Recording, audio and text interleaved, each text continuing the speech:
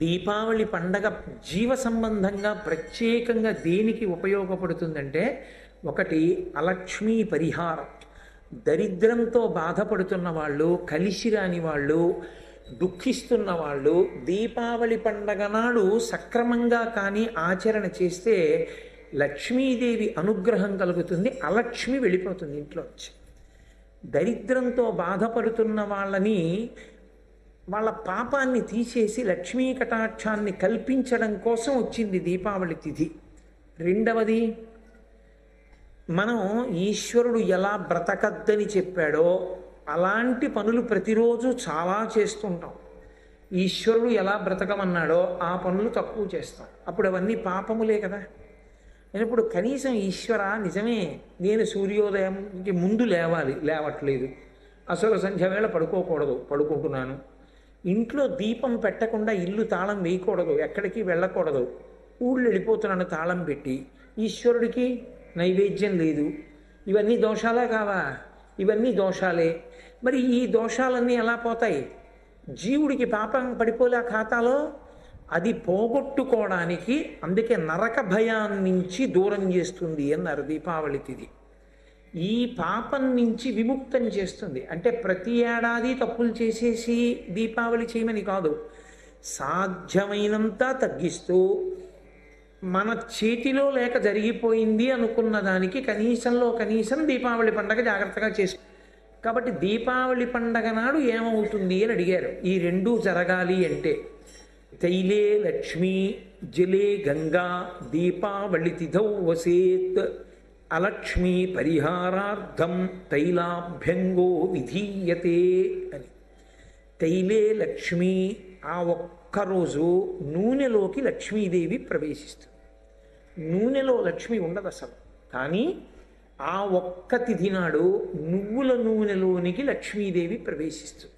అందుకే దీపావళి తిథి నాడు దీపం పెట్టడము అంటే ప్రదోష వేళ దాటిపోయిన తర్వాత పెట్టిన దీపం కాదు. ఇంకా ఒక జాము తెల్లవారడానికి ఉంది అనగా, అంటే తెల్లవారుజామున 4-4:30 మధ్యలో లేచి మీరు అలా దీపం పెడితే, మీరు ఆ ప్రమిదలో పోసినటువంటి నూనె యందు లక్ష్మీదేవి ప్రవేశిస్తుంది. తైలే లక్ష్మి. అలా దీపం పెట్టాలంటే అసలు ముందు మీరు స్నానం చేసి ఉండాలా? స్నానం చేస్తే కదా దీపం పెట్టడం. స్నానం చెయ్యకుండా ఏ పని చేయడాన్ని శాస్త్రం అంగీకరించదు. కాబట్టి జలే గంగా. నేనేం చెప్పాను మీతో? అలక్ష్మీ పరిహారము అని చెప్పాను. అలక్ష్మి పోతుంది, దుఃఖ కారణం పోతుందని చెప్పాను. దీపం పెట్టిన కారణం చేత అలక్ష్మి తొలగుతుంది. పాపము దేని వలన పోతుంది? గంగా స్నానం చేత పోతుంది.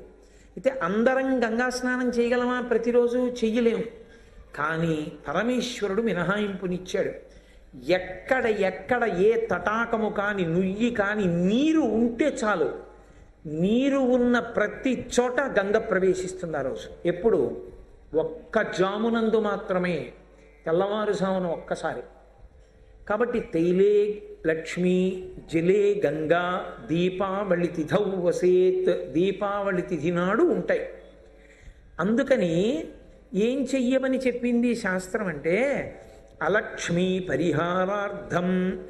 ఒకవేళ నువ్వు దరిద్రంతో బాధపడి నువ్వు అనుకున్నది ఏదీ కలిసి రావట్లేదు, చాలా బాధలో ఉన్నానని నువ్వు అనుకుంటే, నీకు ఒక మార్గం దొరకాలి అంటే అలక్ష్మీ పరిహారార్థం తైలాభ్యంగో విధీయతే.